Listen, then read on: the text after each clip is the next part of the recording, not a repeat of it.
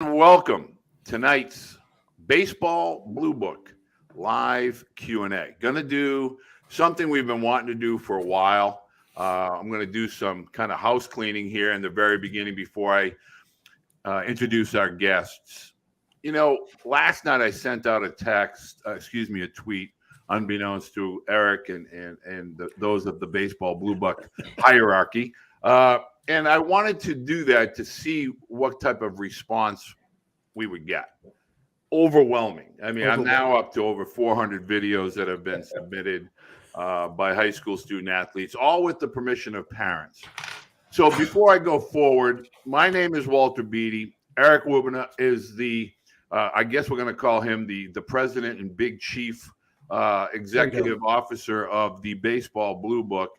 And we are going to be joined this evening on what we are going to ultimately call the starting lineup. And the starting lineup is going to be a series of interviews that I am going to conduct with student athletes, again, with their parents' permission.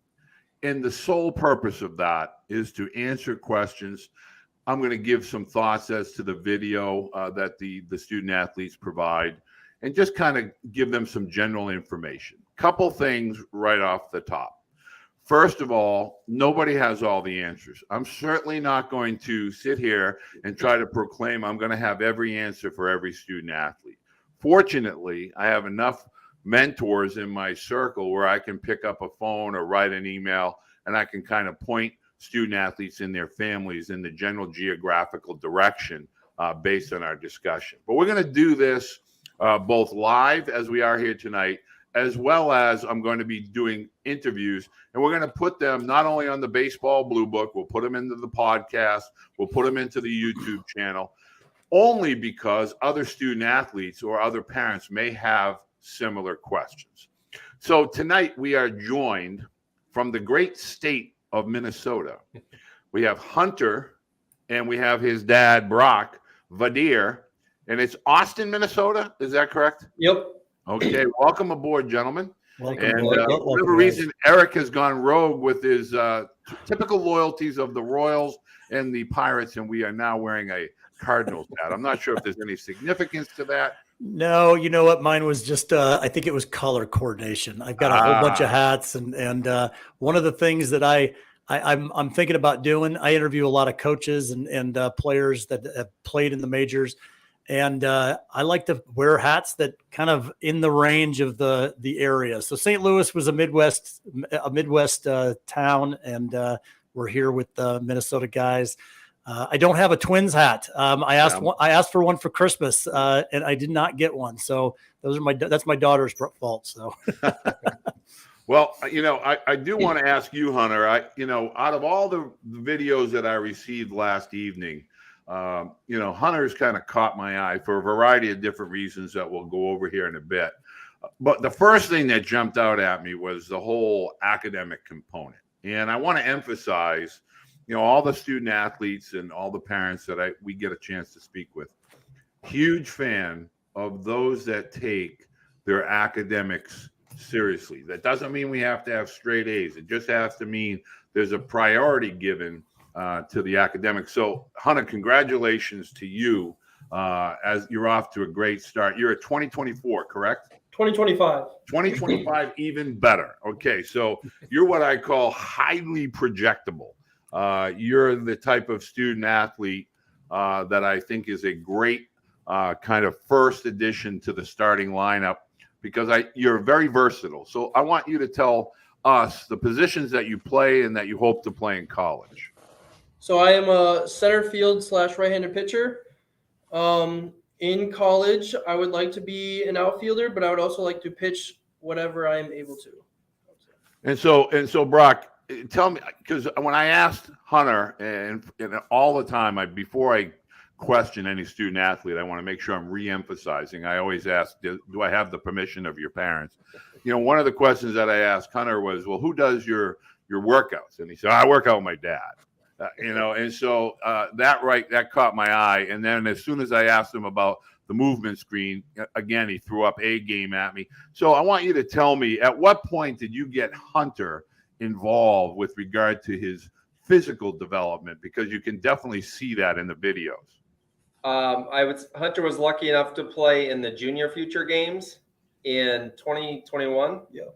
And I think when we got back home, on the way back home, we drove down. I think seeing the older players that we watched, I think he realized he was working, but he wasn't working hard enough or at that level that he wants to try to get to.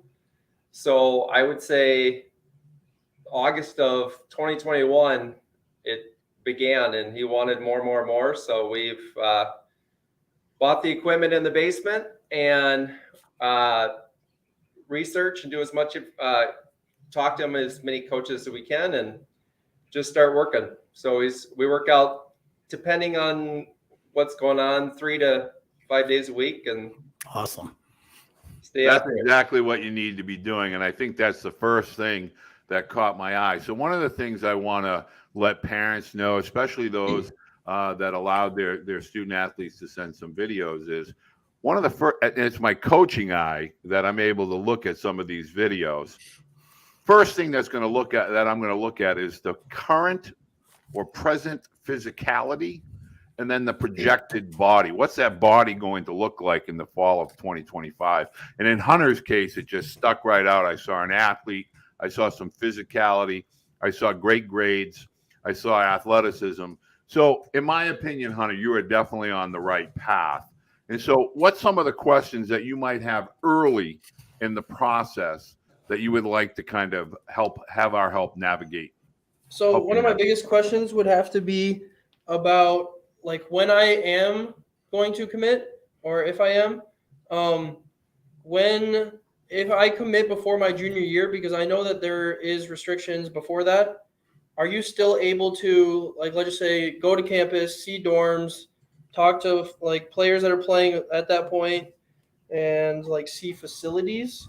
Or do you have to wait for that till after your junior year starts? No, you can.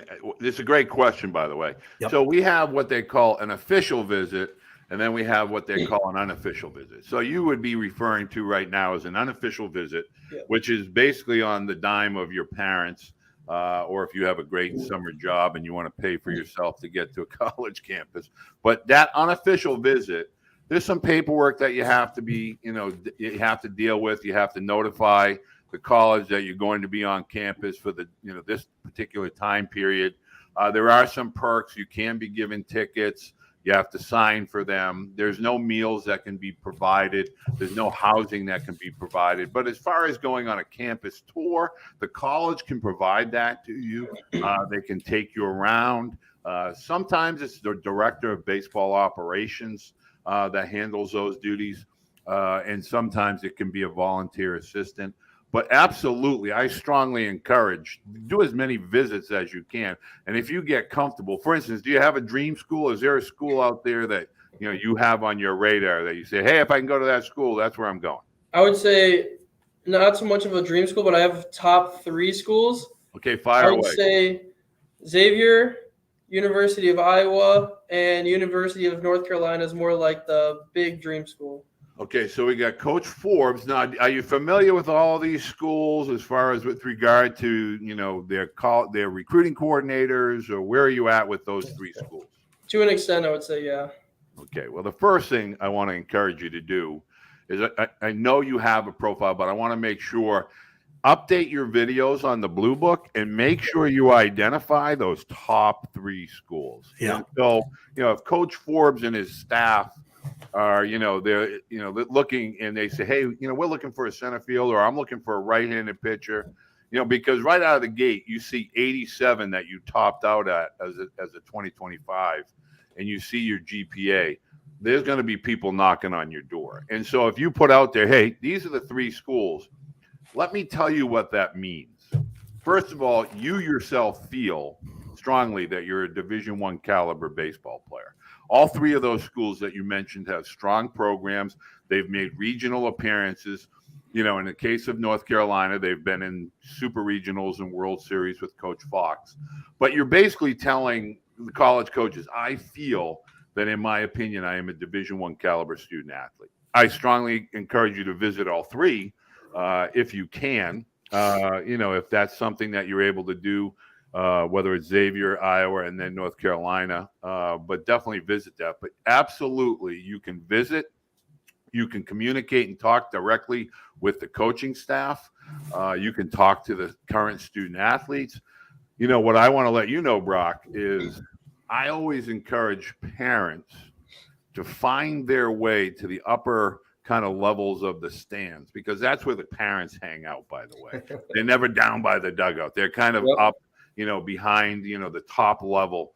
And they'll be able to see, that you have a young son, so they'll put it together, and they're the wealth of information. Parents of current college student athletes, they share so much more about the overall experience as a whole. So, great point. Yep. And if, let's say, have you been to any of their camps at all, Hunter? I have not gone to camps for Xavier, Iowa, or UNC, but I did go to a visit for Iowa and Xavier last summer, and I've also been to a camp at Louisville and the University of Missouri. All right, so we're talking ACC, SEC, we're talking strong Division Big I. Ten. Yep. And and one of the things, a lot of times when Eric and I are going back and forth, when we talk to college coaches, here's the number one thing they tell us: come to our camp, get to our camp. And there's a lot more to that statement than, pay some money and come to our camp. It gives these college coaches the opportunity for Hunter to get a firsthand kind of feel for the campus, for the cafeteria, for the dorms, for the amenities, for the facilities. And you get to immerse yourself into those things for a few days. And so that's why, I see a lot of parents spending money, Brock, with the case of showcases and tournaments. That money is much better being allocated to saying, okay, you know what, in July this year, we're going to go do the Xavier camp, or we're going to go do the North Carolina camp, or the Iowa camp, or do one in the summer, one in the fall, and then one in the following, during the winter camp when they kind of have those prospect camps. But you definitely, Hunter, are going to have a decision to make. College coaches are going to fall in love with the arm strength. You being an athlete, you don't have to make that decision. That's a college thing that's years away. And so just go out and do both for as long as you want to do both. And then when it comes down to the nitty gritty in a college, and I'm not going to use a name because I don't want to put words in any coach's mouth, but one program may say to you, hey, come here and do both. Another may say, hey, we love your bat and we want your bat in the lineup every day, but we don't want you to pitch. That's going to be a decision in 2025. As far as 2023 and beyond, let it go. With the camps, I guess we've been based in the camps on Missouri. We went to on our own. In Louisville, he was invited. So I guess camp wise, we were like more waiting for him to get invites, I guess, before we go to those, unless you feel differently. Okay, so here's the number one hidden secret. First of all, everything that I just saw is not going to be, different when you send these things out to a college coach. And so one of the things, again, I'm going to pump the tires here, but let's say you go to the directory section of the Blue Book, and you basically are going to get the direct contact info, Missouri, Iowa, Xavier, North Carolina, and you say, hey, here's my name, and I have a strong interest in your program because it academically and athletically fit what I feel that I am going to be strongly engaged in as a student athlete upon high school graduation. And I would like to attend your camp. And here's a video of, whether it's my high school season or a tournament, what have you. Mm-hmm. Now, they cannot conduct a conversation with you until September 1st of 2023, but they will tell you in a correspondence, in a roundabout way, we would love to have you attend our camp, and this is our prospect camp. But I can promise you, and this is one of the reasons why we're doing it, and I'm so gosh darn excited, is because you just asked a question that a lot of parents have, and they think what you think. Right, Eric? I mean, that's what I'm going to wait until somebody calls me or contacts me. That's what we want to be. You want to toot your own horn. Absolutely. Wow. Absolutely. Absolutely. Don't be afraid to say, because you're working hard at it. And that's the number one thing that you have to understand. If in your heart, I'm working hard at this and I'm working hard in silence, nobody has to tell me that I'm working hard. I know when I look in that glass every morning, I'm working hard. So now proudly you can say to a Coach Forbes, and here's a secret, do it in a video introduction. I just gave this stuff away last week, but because you talk very well and you write very well. And so a lot of boys will write this standard letter and email. Don't buy the hype of having to have a format in your email. 90-second, hi, my name is Hunter, and I live in Minnesota. I am a student athlete with a GPA of this. I've researched your majors at your university. I feel they fit my future expectations, and I feel that I would be best served by attending your camp so that I can get a feel of your campus and your facilities and your program. You say that to a coach in an email, you're separating yourself. You just went to this pile over here. Yep. And I think, unless I'm missing something from your videos, that a lot of coaches would love to have you stroll onto campus and participate in. And then after that, it's a whole lot of love. Walter, a lot of these coaches are looking for leaders, right? They're looking for guys that are willing to step up and make a difference. And I think that video, I'd suggest throw that on the Blue Book. Make practice, get in front of the mirror, 15 seconds, make it quick, make it short, succinct. Nobody wants to sit and listen to a long, drawn out thing. Learn that. It's basically an elevator pitch for you, right? You're promoting you and why they should be interested in at least taking a look at you. And I think that would be really, really neat to see. And then you can email that out to the coaches that you're looking to be invited to the camps. I think that'd be a great idea. And one last thing, Hunter, if you're technology savvy or you have somebody in your school or your peer group that is technology savvy, putting a little picture in picture with you in the upper left-hand corner with your video playing as far as showing your skill sets, telling the coach who you are, telling them why you feel that you're going to be a great candidate at the college baseball level. That'd be beautiful. Pin that on the Blue Book. Every coach that comes and sees it, boom, they see you. September 1st, the bell rings at midnight, and boom, your phone is going, boom. So, coaches are getting emails all the time. You want to differentiate yourself. You want to stand out. It's just like anything else. It's a job interview. It's you're promoting. Heck, you're trying to court somebody, right? You got to stand out. So really encourage you to do that. That's awesome. Hey, by the way, I'm leaning for Iowa, just so you know. Go Hawks. Go Hawks. What's next? Because I want to make sure, because I think you are the perfect example of what is in the mind of a high school student athlete, and that's why I wanted you to kind of bat lead off here in the starting lineup. So what other questions can we help you with?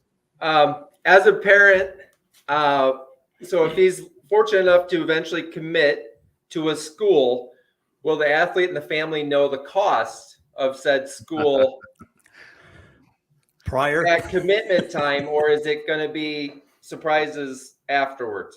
Well, here's the number one thing, and I'm so glad you brought this up, because as parents and having lived this, and the student athlete typically looks at North Carolina, I'm going to use that as an example, and they don't realize $75,000 or $70,000+, and they hear 50% scholarship and they think, oh man, this is awesome and I can't wait to get there. And then as a parent, you're starting to go, okay, 4 times 35, and I'm looking at 150, 160,000 that we have to allocate or find funds for. So what I always encourage parents to do a really kind of a thorough due diligence game plan or checklist. First thing, do you have any test scores? I know I asked you this online, Hunter. Are you going to be taking an ACT or an SAT? In April, I will be taking an ACT. Okay, great. Bingo. Perfect. So understand this. Your academic money is going to really be the bread and butter of where you're going to get most of your money. I can promise you that. Yep. Center field, if I had to tell you a breakdown of how scholarships are allocated today, and I do think there are going to be changes in your class, the 25 class, but if we're looking at allocation of money, it typically goes pitchers, power or middle of the order bats, or corner bats, they call them. And then it goes catcher and then up the middle, which is short, second, and center field. So center field money, unless you're hitting a lot of home runs, not going to be a big number there. So that's why I'm always telling you, don't throw pitching away, because if you're throwing 93 and they say, oh, if you're a pitcher, we're going to give you that. So you want to always maintain that in your back pocket, but you're going to have some high leverage with academic money. Academic money, again, I'm talking today's version of college baseball. 4 year of your commitment for academic money is for 4 years, as long as you maintain academic structure and routine and requirements. Athletic is year to year. You don't have a good year, they're going to take some of that, all of that, and then you're kind of left on your own, and that's not a fun time. I think there's going to be changes in 2025. The schools that you're mentioning, for the most part, are probably going to be part of that mega conferences type of situation that may arise.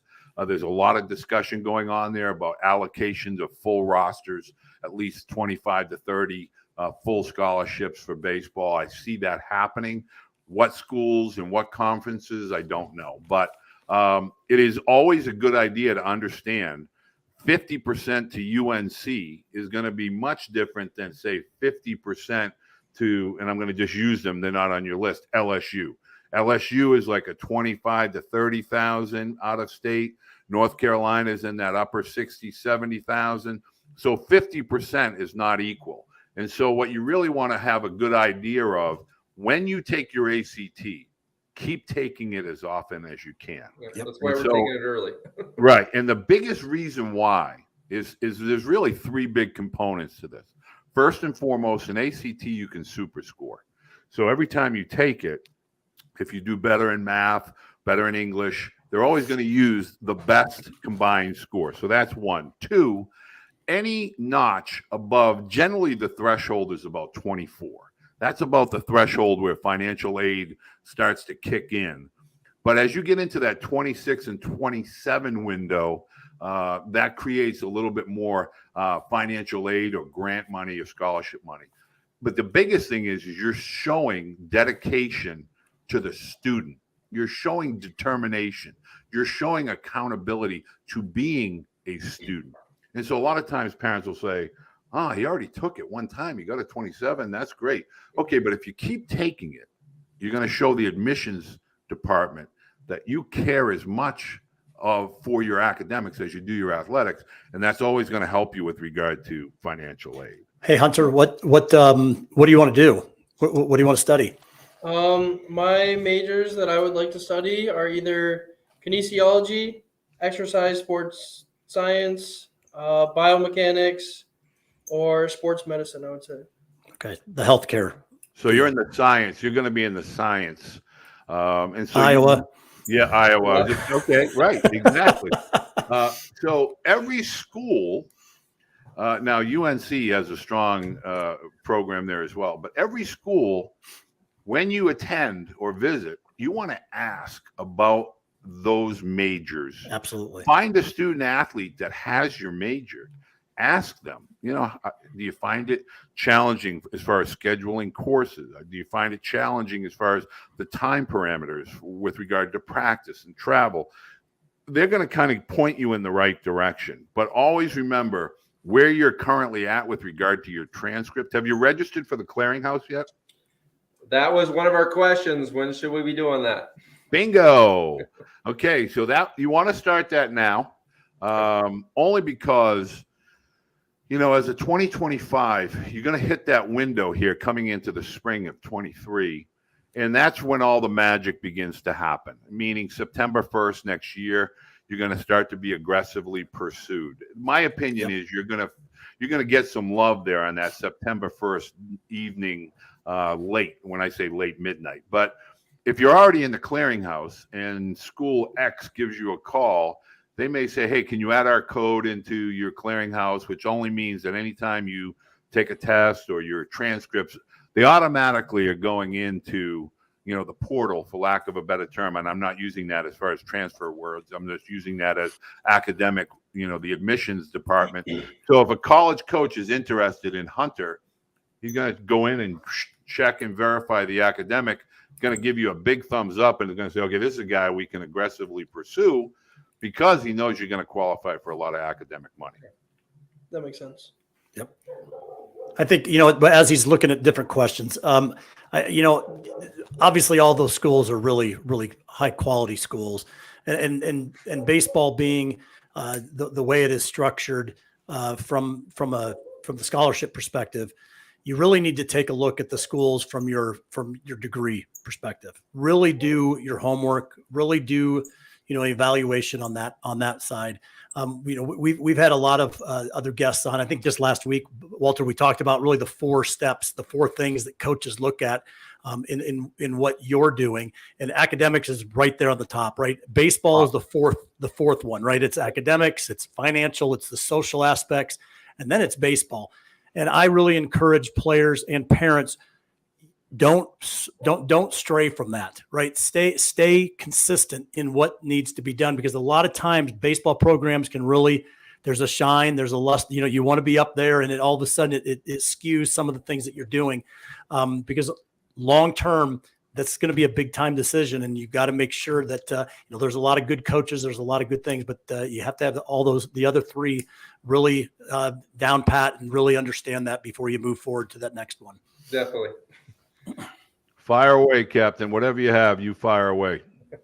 I think that would be most of my questions right off the top of my head. But I did have another one, but you kind of already answered that with the video introduction type thing. Yep. It was just going to be what is the best way to initiate yourself to a coach and introduce yourself, but you answer that with the video. Well, let me just, first thing is, I want to let you know, don't get lost in the sea of social media. And by that, I mean, there's no reason to feel intimidated. And as Eric just alluded to, a school like, let's just use Iowa or Xavier for an example. And I'm certainly not saying that the coaching staff is going to leave for greener pastures, but, college coaches, they do transition, they move, sometimes laterally, sometimes up, based on conference, based on opportunities, et cetera. And you should be doing the same thing, and understand who you are today is not indicative of who you're going to be tomorrow as far as an athlete is concerned. So you want to get coaches to know who Hunter is, because, Hunter, and I'm not talking about Hunter, the baseball player. And, it's one thing one thing that I noticed off the top of my head last evening, you immediately spoke about your dad or your family. And so to me, boom, this is a wee guy, and he certainly gets it. There's a certain cachet to that a coach is going to pick up on. And so it's good for you to say, hi, my name is Hunter Beede, and I'm from Austin, Minnesota. And I'm really open to attending a college, really anywhere in the country that affords me the opportunity to receive a great degree, to be in a campus where I can be part of the student body, be part of the community locally. Those are the types of things that will separate you. Well, and you could even add some things that you like, right? Coaches they want to know who you are, right? There's a real family aspect to it. They want to get to know people.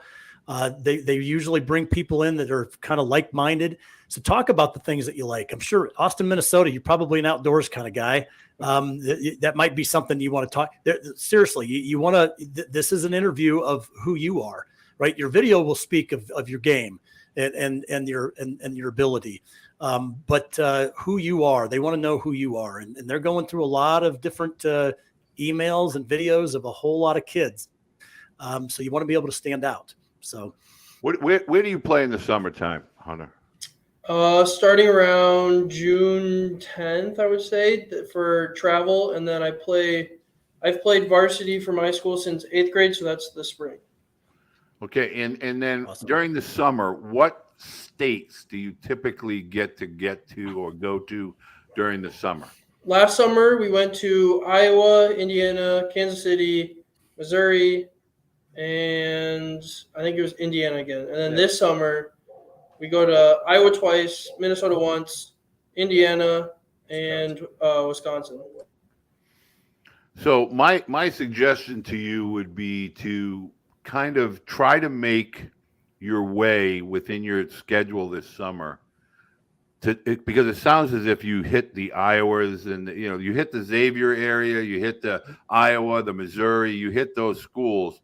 So try to find a date in the summer where you can kind of land, and get to UNC, Chapel Hill, and introduce yourself to Coach Forbes and his staff, and kind of see what that's like. Don't wait, for the fall and when your schedule academically may get involved. Try to do the North Carolina thing, even if you have to do it when there's no camp. Meaning you can still go to a school when there's no camp and you can walk the grounds. You can request to meet with the coaching staff. Quite sure. I'm not going to say or speak on their behalf, but I'm quite sure based on your academics and your athletic package that they would probably make a coach available to you and show you around. It's a beautiful, beautiful campus. And so my point to telling you that is when the bell rings on September 1st, you go from the hunter to the hunted. Well, that sounds good. Sounds good. Well, be careful what you wish for. You got to be prepared because it's going to knock yourself out, right? You're gonna be pretty overwhelmed. Yep. Last year when we went on the travel tour, we went to and saw Xavier. We went and saw Iowa, Butler, Illinois. So we made sure when we were on the road that we either had an official campus visit or we at least drove around, walked around. That's great. Checked it out. So, Brock, how tall are you? I'm short. Okay. I'm only about 5'10", 5'11". Okay, and so where do you think, or where does the pediatrician, the doc, where do they think Hunter's going to be when he graduates? What would you give him for a height and a weight? I told him 6'5" or he's moving out. I'm hoping to see 6'2". That would be okay. 6'2", 210, 200, somewhere in there would be ideal. Okay, and here's the key question. Hunter, you play center field. Give me a grade on your foot speed today. Don't need it in 2025.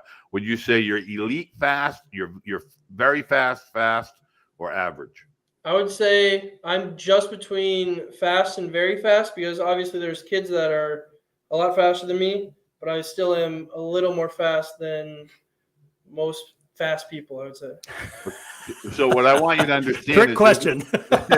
There's a reason for you want to learn two things. You want to be elite at routes to a fly ball, routes, however you want to do it, and then jumps. So there's a big difference between jump and routes.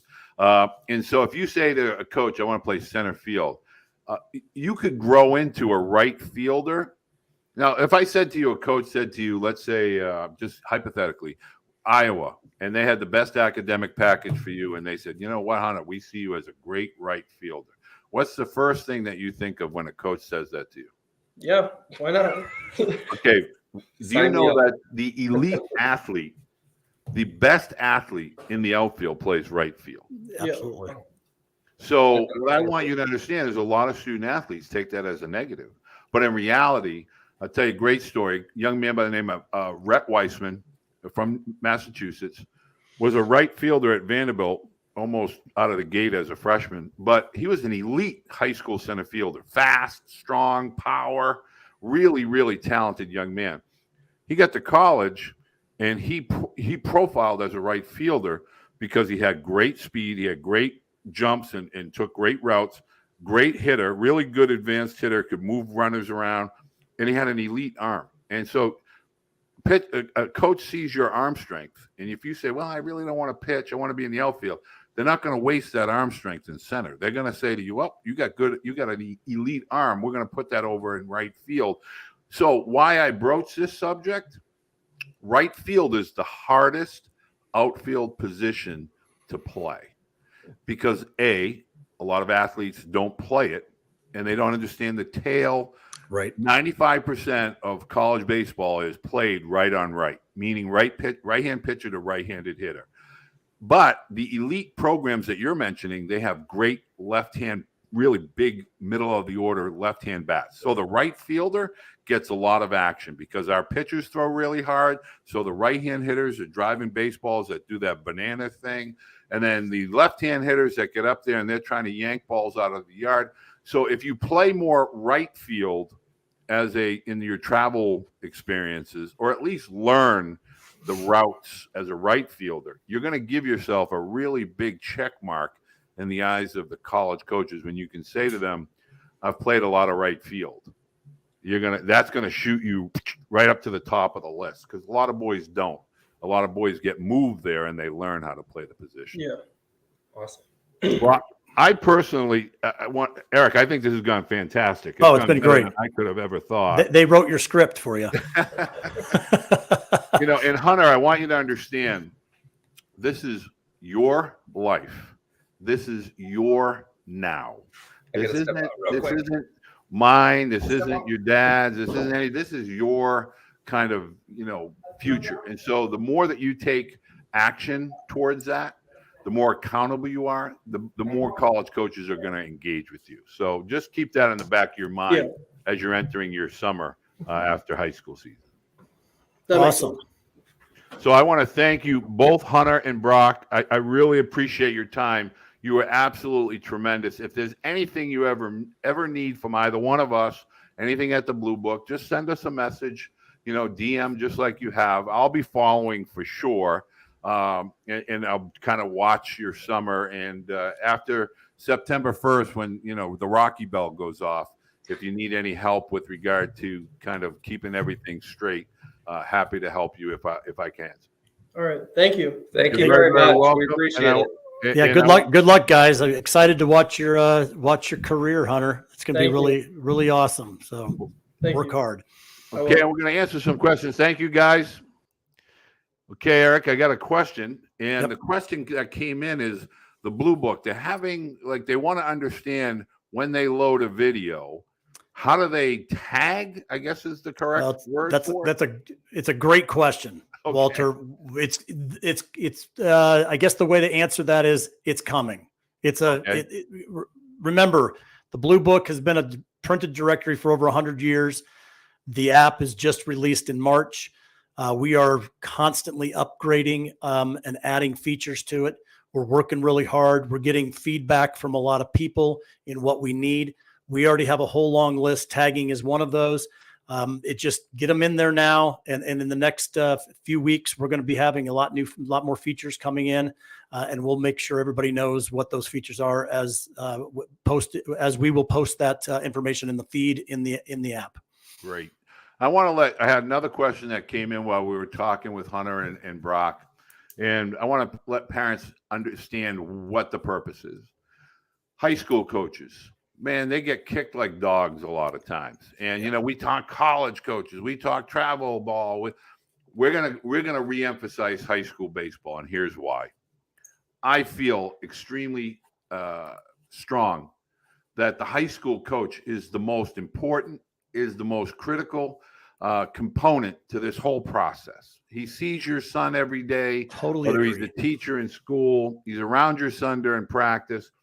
Those types of aspects and dynamics carry a lot of weight with college coaches. And I can't emphasize that enough. So, the Blue Book tomorrow, our first high school program that we're going to be dealing with tomorrow, John Curtis High School in River Ridge, Louisiana. 28 national titles in football. I believe there are about 11 or 12 state championships in baseball. Wow. This is a dynamic group of coaches that are really engaged with the recruiting process. And we want to really get into what we're going to call at the Blue Book, the coach's office. We're going to talk to these high school coaches. A, we want to promote their programs. B, we want to get them to talk to us about some of the issues they may deal with. And we're not picking on parents. We're not picking on umpires. Tell us what is really going on at the high school baseball level. And so that's number one. Number two, Blue Book every time Eric and I are together, there's one word that is like a common thread that we weave into every single discussion, and that's access. Yep. We want to make sure that high school athletes understand this is about them. This isn't about Eric. It's not about Walter. It's not about college coaches. It's about them. So we want to answer just like we did tonight with Hunter. And we want to, you might not be a North Carolina or a Xavier recruit, but you could be a Shenandoah. You could be Absolutely. a Tufts University. You could be a Penn State Allegheny.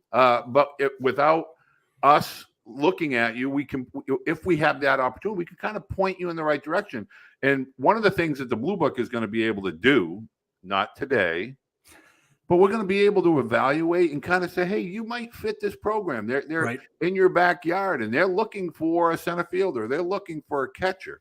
And so that's what the starting lineup is going to be about. It's going to be the student athlete telling us a little bit about them, telling us a little about where they'd like to go to school, and then we'll break down some video for them, because essentially that's what the app is going to be. Correct, Eric? Am I right? Oh, Am I right there? Absolutely. I wanted to chime in. I appreciate you constantly talking about it, but you know what? The high school thing, I want to go back to the high school thing. Sure. Because you're right.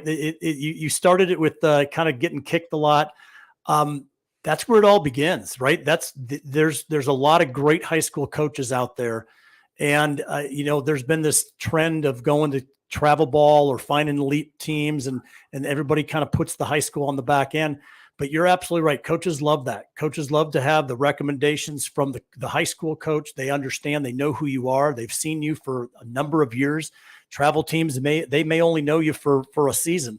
But a high school coach, 3, 4, 5, 6 years potentially, that you're playing for these guys, they know you better than most. And I think that you shouldn't discount that even as a player. And we are really excited. I'm thrilled to have the high school coaches into this, because it's one of those it's one of those areas that we've kind of glazed over, right? The high school area, and it's so important that we kind of get back to really, we want to get back to the love of the game, and that's where it begins. Well, what I wanted to make sure that everyone understands, we're not kicking travel ball to the curb. That's not what we're saying. No, I just got a comment, and I want to make sure. My thing is I equate travel baseball to the sizzle, and the high school baseball is the steak. And I know as a college coach, I would always call the high school coach, because typically, not always, the high school coach has known the student athlete since they were in elementary school or middle school. Maybe it's a sibling of somebody they've coached before, so they have some familiarity. So that there's a lot of variables that you're not going to ask a travel ball coach, tell me about mom or dad, tell me about the brothers or the sisters, because they don't really know. Right. Not often. And whereas the high school coach is going to say, you know what, I had his brother as a football player, very accountable, driven, self-motivated. And so that the apple on the tree kind of thing. So that's the whole purpose. Well, it's it's putting all of it together, right? Right. When we talk about high school, this doesn't mean travel's their own thing, and there's a lot of great things. High school, we're just wanting to focus on kind of elevating what that is and highlighting it. The travel ball, they get highlighted all the time. I mean, we know what they are all about, right? And exactly. So I think that's what it's all about. So, yep. And that's why I wanted to really make it about high school and the student athlete. Absolutely. And I think, again, it's going to be the coach's office, and we're going to talk to high school coaches. And we're not going to do those live. Those will be pre-recorded. They'll be probably 10 or 15 minutes in length. The starting lineup with the athletes will be anywhere from 5 to 10 minutes. But here's the thing. Once we record those interviews, we're going to put those into the Blue Book. They're going to become part of that student athlete's profile. So now a college coach looks down, he sees center fielder, he sees the GPA. Oh, listen, they talked to Walter, or they talked with Eric. And that gives them a sense of who the athlete is and what they're looking for. Sometimes that may generate the interest to initiate contact. And on that point, again, Bill, we love your questions, Bill, because they're always perfect. And I alluded to in my discussion with Hunter and his dad Brock about September 1st.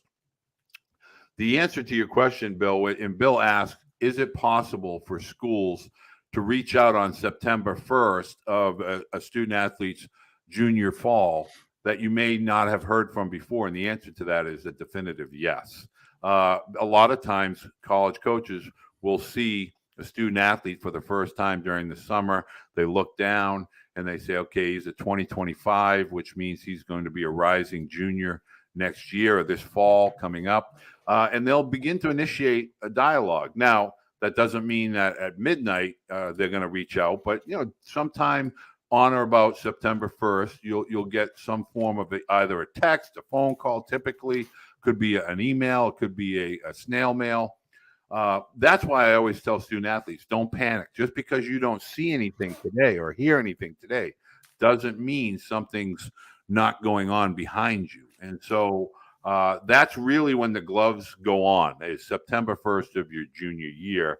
And as you heard Coach Foster speak of last Thursday, and this, you'll always hear college coaches say, this is the time that they feel is going to become set in stone, much like lacrosse and soccer, that you can no longer commit to a college until September 1st of your junior year.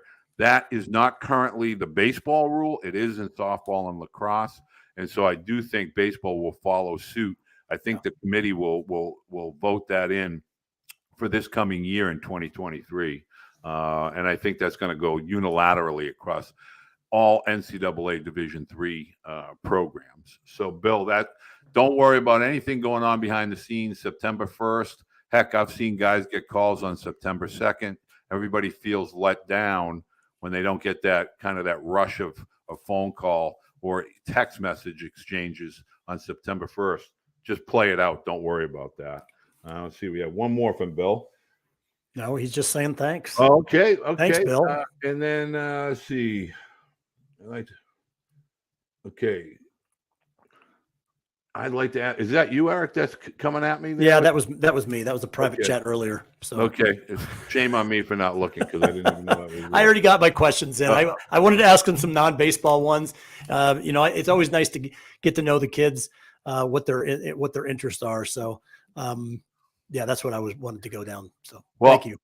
Very welcome, Eric. As I think we're getting better at this. I don't know about you, but at least I feel we're getting better at it a little bit. I'm good at listening. I'm good at. You do a great job, Walter. I'm telling you. Every time I think of a question, you pull it out from somewhere. So maybe we are in line. We have a kinetic sequence that goes on. And for the record, this is unscripted. Eric and I do that purposely, probably much to the dismay of Eric, but I don't want it to be rehearsed. I don't want it to be scripted. I speak from here. That's who I am as a person. I make a lot of mistakes. I say a lot of silly things, but at the end of the day, I rely on my experiences and my friendships. And if we don't have the answers to these questions, I'm going to acknowledge that to whether it's a parent or a student athlete. I'm going to say, I'm going to get back to you on that. But I want to just make sure all parents that have given the permission to the student athletes for the starting lineup fully understand this is not an interrogation. This is not something to break anybody down. It's to provide a platform via the Blue Book, via the social, the world of the internet, for your student athlete or for the student athletes that watch, to tell us who you are, tell us who you want to be, tell us where you want to go. And then the high school coaches, we want to know about your program. We want to know about your coaching philosophies, where you think the high school game fits into this whole process. We want to hear from you. We don't want to tell parents. We want to let parents hear it from the coaches. So again, access, right? Access, Walter. Right. Everything is access. And so this is a live call, and for the next 2 episodes, we have pre-recorded a few Coaches Corner that we do on Thursday evenings. And I just want to give people a heads up. It's out of common courtesy and respect. This is coaches for time for family. They travel. Yep. This is the one downtime they have as a break. So our upcoming guest this particular Thursday is Jerry Sheetinger, who is the head coach at Georgia Gwinnett College, which is an NAIA school. which he offers tremendous insight into what NAIA baseball is all about. And if you've never heard from Coach Sheets, I promise you, if there's ever been must viewing, this guy is Mr. Optimism, Mr. Upbeat, and he is one of the preeminent top college coaches in the country. And he offers tremendous insight, not only into Georgia Gwinnett, but NAIA baseball. And then following that, we're going to have guests. We have Tracy Woodson from the Richmond University. Following that, we're going to have a 40-year head coach at Tufts University, which is probably in the top 3 or 4, and John Casey, who will be talking NCAA Division III baseball. And so those are our upcoming guests. They'll be pre-recorded. If you want to send questions in, fire them away down in the comments section below. I strongly encourage you to do 3 things before we wrap up. 1, create a profile on the Baseball Blue Book because it's free. Free today, free tomorrow, free next week, next month, but create a profile. 2, go ahead and subscribe. Get updates from the channels, both. Eric, tell us your podcast channel. Baseball Blue Book Podcast, both on YouTube and on Apple Podcast and Spotify. So, and go ahead and subscribe over here at Baseball Lifer. It's okay if you spread the word. It's okay if you tell, friends, family, what have you. If you like the content that Eric and I provide, please give us a thumbs up. It helps us promote the channel. And if you have any questions like Bill, please go ahead and ask those questions because we want to provide the information if we can. Hey, real quick, Walter, real quick. I've got a couple as well. I've got tomorrow, I'm on with Coach Hardy at Rice University. He's the associate head coach. And then I've got Coach Torresani from Arcadia on Thursday, as well as the Lumber Kings, a premier, or I'm sorry, it's a summer league. Right. And so excited to have those guys on my channel. So just again, mine are a little bit different. I just get to know these guys, their personalities, what they like in players. I always encourage players, parents to take a listen. These guys are going to be raising your men for a few years. And so it's good to know who they are from a personality perspective. And so it just brings a different aspect to it. And I think all of Eric's interviews, I listen to the podcast versions, are great. They're great resources because he interviews from JUCO, Division III, Division II, NAIA. They're coaches from all walks of the college baseball community. Yep. And I just find it to be thoroughly engaging and informative. And I encourage you to go ahead and take a quick kind of tour of all of his guests, both previous and upcoming, because it really can help you as a student athlete and as a family broaden your search with regard to college. So I want to say Happy New Year. Happy New Year, guys. Everybody. And I next Tuesday, we will not be doing this live next Tuesday. We will be on remote location, as they say. But in its place, I'm going to kind of put some interviews that we're going to be doing over the next few days together, so that parents can kind of get some Q&A directly from the high school coaches and the players. So thank you very much for joining. As always, we enjoy doing this for you. We look forward to seeing you again this coming Thursday as well as next Tuesday. Thank you, Eric. Thanks, Walter. Take care. Have a good night. All right, Captain. Thank you. Bye-bye.